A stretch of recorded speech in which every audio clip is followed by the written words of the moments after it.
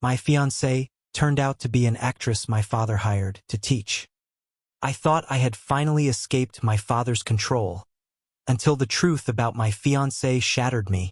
People talk about strict parents. They joke about curfews and confiscated phones. But my father didn't just enforce rules. He authored every chapter of my life. I wasn't allowed to choose my clothes until I was 13. I wasn't allowed dessert unless my grades were perfect. Friends? Only those pre-approved after background checks. Sleepovers? Never. My father once installed tracking software on my school-issued laptop because he didn't like the way I smiled at a girl in chemistry. My mother passed away when I was 9. After that, the last shred of softness in our home died with her. My father, a high-profile corporate strategist, began to treat me less like a son and more like a project. There were metrics for everything: GPA, muscle mass, extracurricular involvement, social standing. Discipline breeds character, he'd say, handing me a color-coded schedule that accounted for every minute of my day. Freedom is earned. I remember standing outside his office once, overhearing him on the phone. He needs to be exceptional. The world is merciless. He won't survive on charm and mediocrity. I was 12. I hadn't even kissed a girl. At 18, I left. Not with a shout or a slammed door, but with a quiet dignity my father might have almost respected. A scholarship to a university 2 states away felt like oxygen for the first time in my life. I rented a studio apartment off campus.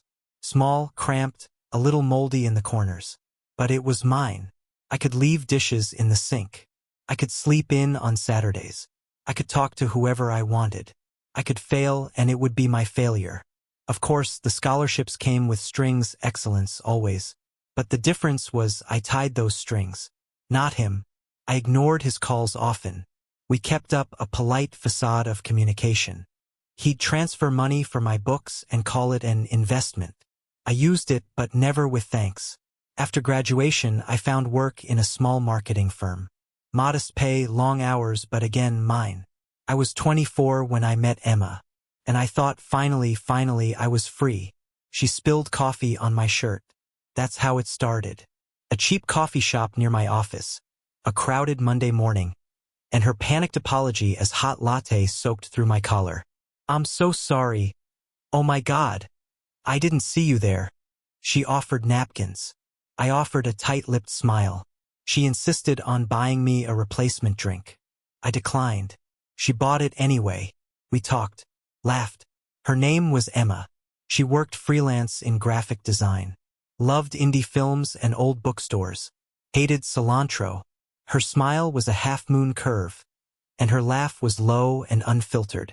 I found myself visiting the same shop at the same time the next few mornings. Coincidentally, conveniently, by the 4th visit we were sharing a table. By the 8th, I knew the exact color of her eyes. Gray with gold flecks, like storm clouds catching morning light. Falling in love with Emma felt like thawing after years in ice. She never asked about my family at first.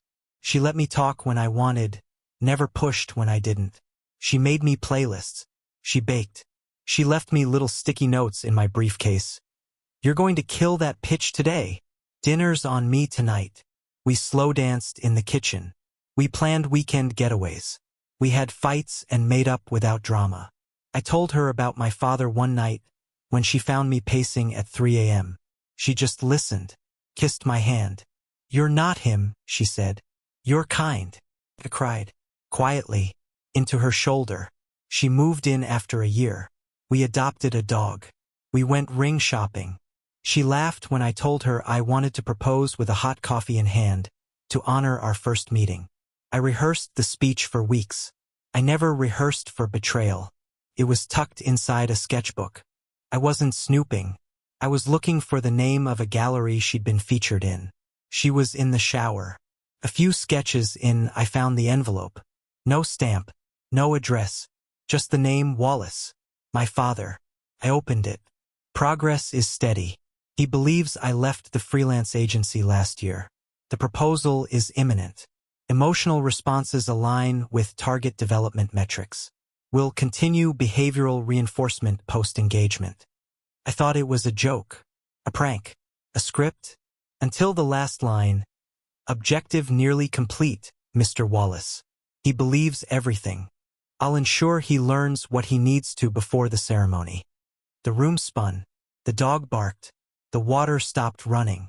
She stepped into the room in a towel, smiling. Hey, babe. Find it? My hands trembled. Who are you? She froze. Tell me the truth. She didn't deny it. Not right away. She reached for her clothes. Took her time. That was worse than screaming. It wasn't supposed to go this far, she said. He wanted me to challenge you, make you grow. So you lied to me, for years. She nodded. Tears welled up. I couldn't tell if they were real. But I wasn't lying about everything, she said. I didn't mean to fall in love with you. Don't you dare. She backed away. I collapsed onto the bed, letter in hand. My world was fake. The woman I loved was an assignment.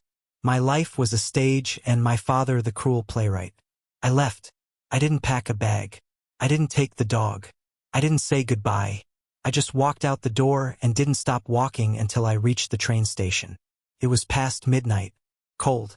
I stood on the platform, clutching the letter like a wound. Every memory fractured in my mind. Her kiss on our anniversary. Her voice humming while painting. Her fake tears. Her fake laugh. All of it contaminated. I checked into a cheap motel. I didn't sleep. The next morning, I turned off my phone. I couldn't bear the messages. Not from her. Not from him. I knew they'd be there. Rationalizing. Manipulating. And sure enough, when I finally turned it on days later, my inbox was full. From Emma, please, let me explain. I love you. From him, call me. This is not how you handle adversity. Not how I handle adversity. I almost threw the phone. He had engineered my heartbreak like a Harvard case study. And for what? Growth? Responsibility? As if love were a controlled experiment. I stared at my reflection in the motel mirror. I didn't recognize the man looking back. Something had broken, and something else had awakened. On the fourth day of silence, Emma found me.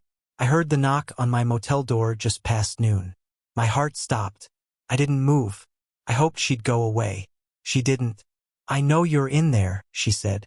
Her voice was low, hoarse. I just want to talk. Please. I opened the door. She looked like hell. Puffy eyes, tear-streaked cheeks, hair tied back like she hadn't bothered with mirrors in days. She held a bag of takeout in trembling hands. My favorite. A cruel, perfect detail. 5 minutes, she said. Then I'll leave. I let her in. She didn't sit. Neither did I. I wanted to tell you. Every day. But he said it would ruin everything. He said you had to believe it fully for it to work. Work? He said you didn't know how to connect. That you didn't trust anyone. That you were incapable of vulnerability. He wanted to prove that if you thought you were loved, you'd finally open up. I laughed. A dry, bitter bark. So you tricked me into becoming human. She didn't answer. Just looked at me with eyes that maybe were real or maybe rehearsed. Did you love me, Emma? Even once? She opened her mouth, closed it, then nodded. Too late, I said, and shut the door behind her. The next morning I began to plan. Not revenge exactly. Not yet. But something cold, meticulous, and satisfying. A new design for my life. One in which I would never again be someone's pawn. Not hers. Not his. Quit my job. Quietly. No notice. I deleted every trace of myself from social media. I emptied my accounts, moved the funds, and drove west, to a city neither of them had reason to look. I rented a small apartment. Blank walls. New number. New name on the lease. I began to write. Not fiction, but memories. Truth, raw and bleeding. I poured the entire story into a manuscript. From the color-coded childhood to the perfect actress who shattered me. The working title? The lesson. I didn't know what I would do with it yet. But it helped. It gave structure to chaos. And slowly, as the pages stacked up, a darker idea began to form. If my father wanted to teach me a lesson, then maybe it was time I taught one of my own. I knew one thing for certain. If I wanted to hurt him, I had to think like him. My father didn't bleed from emotion. He bled from exposure, from reputation, from power plays behind closed doors. So I spent weeks researching everything he touched: companies, partnerships, mentorship programs, offshore holdings, charities he used as image armor. I compiled a dossier: names, numbers, timelines. I didn't want to destroy his legacy. I wanted to peel it apart, thread by thread. But I wasn't reckless. I wasn't fueled by anger anymore, at least not in the way that made you scream. I had become cold, strategic, methodical. Like him, I called in favors, leaned on contacts I barely remembered from college. One owed me after I helped him cover up a DUI. Another still had access to a corporate firm's back end. Slowly, carefully, I mapped out where my father was most vulnerable. One particular project caught my eye: a mentorship initiative for underprivileged teens. On paper, it looked philanthropic. In reality, it was a funnel for recruiting promising minds into the corporate grind, shaping them into obedient tools. One whistleblower had tried to leak this a year ago and disappeared into a quiet settlement and NDA. I found her.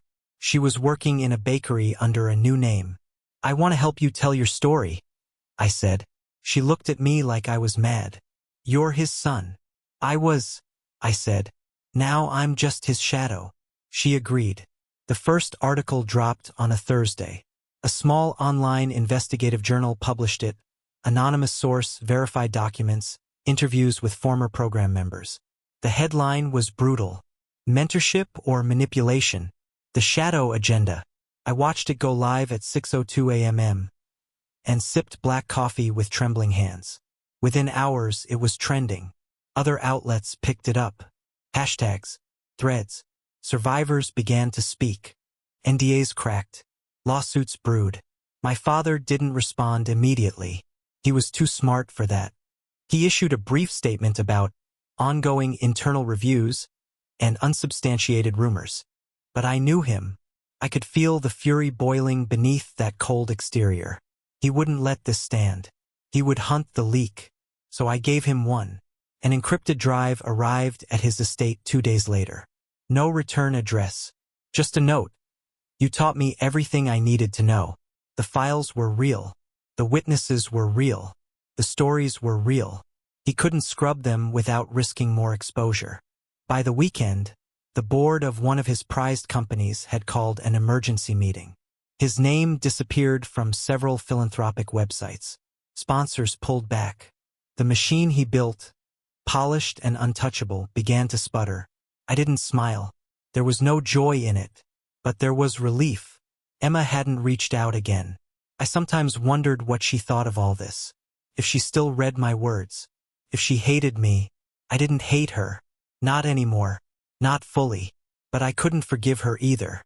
And I hadn't yet decided what came next. The letter came on a Monday. Handwritten. No return address. Just my name on the envelope, in the same loopy, careful script I'd once watched etch birthday cards and love notes. Emma. I sat on the edge of the bed for 20 minutes before opening it. "I know you don't want to hear from me. Maybe you never will again after this. But I have to say what I couldn't say when you looked at me like I was a stranger. Yes, I was hired. I followed instructions. I wore the role like a second skin. But I also broke the contract. Do you know why? Because I fell in love with you. He didn't plan for that. Neither did I. You taught me more about who I am than any acting class ever could. You were gentle, curious, full of anger and sadness and light. You made me want to be someone who didn't lie for a living. So I quit. I haven't worked in months. I've started therapy. I've started painting again, for myself, not for a profile or a role. I don't want forgiveness. But I want you to know, what I felt for you, it was the only real thing in a life full of masks. Emma. I read it twice, then a third time. My throat burned. I hadn't expected to feel anything. But now, a gnawing ache opened in my chest. Not rage, not betrayal, loss. Despite everything, a part of me still missed her. The real her, whoever that was. Or maybe the version of her that existed only between us, somewhere in the cracks between truth and lies. and it terrified me. I had scorched the earth behind me. My father's name would never again mean what it once did. But in doing so, I had turned to ash every part of my old life. I didn't know who I was now, and for the first time in a long time, I felt completely alone. I didn't plan to see him again, but closure doesn't wait for invitations. He was sitting in the garden when I arrived, the one he used to keep pristine for appearances, though it now wore the neglect of unraveling control. He looked smaller somehow. His hands trembled slightly when he reached for the teacup. "You made quite the mess," he said, without looking at me. "You made the rules," I replied. "I just played your game." A long pause. He gestured to the bench across from him. I sat, but not out of obedience. Out of resolve. "You ruined your own name, you know," he muttered. "Tied it to scandal. To anger. You burned down your inheritance." "No," I said. "You did that when you decided to control every inch of my life. Even the woman I loved." He gave a dry laugh. "You think you loved her? A woman who was lying to you every day?" "Yes," I said, "because sometimes, even liars tell the truth without realizing it." His eyes narrowed. "That hit something. Why did you do it?" I asked finally. "Not the acting scheme, all of it. My childhood. The pressure. The constant control." He sighed, slow and hollow. "Because I didn't know how to raise a son. Only how to build an empire. And I thought, if I could shape you perfectly, you'd never be weak. Never be betrayed like I was." I studied him. For a moment, he wasn't a tyrant. Just a man crippled by his own fears, passing them on like heirlooms. "You created the very betrayal you feared," I said. He nodded. "I know." I stood. "I'm done with your legacy, but I won't carry your ghosts." His voice cracked as I turned to leave. "Will you ever forgive me?" I paused. "No, but I'll learn to live without needing to." I moved to a different city. Small, not anonymous, but distant enough that the shadows didn't follow me into every room. I rented a modest apartment above a bookstore. The owners, a retired couple named Leo and Mira, offered me coffee the first morning. They never asked about my past. I started writing. Not about him. Not about Emma. Not yet. Just pieces of life. Observations. Fleeting moments. I wrote for the same reason people breathe, not because it changes the world, but because it keeps you alive. Sometimes, I still heard Emma's voice in the spaces between sentences. A certain phrase. A half-smile. I kept her letter in a drawer I didn't open often, but I didn't throw it away. One rainy afternoon, I received a package. Inside was a small canvas. A painting of the park where we'd first kissed, rendered in soft brushstrokes and light. No note, no signature. But I knew. I didn't cry. I didn't call. But I placed it on the wall above my desk. Closure doesn't come like thunder. It arrives like sunlight through cracked blinds. Soft, slow, unexpected. It doesn't erase the past. Teaches you how to carry it.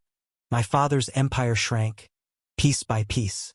He remained in the news for a while, then faded. Power moves on, always hungry for fresher meat. I never visited him again. He sent one final letter before he died. I didn't read it, not out of anger, out of peace. Some ghosts are meant to stay buried. Now, when I look in the mirror, I don't see a puppet or a soldier or a son scrambling for approval. I see a man, flawed, free, finally his own.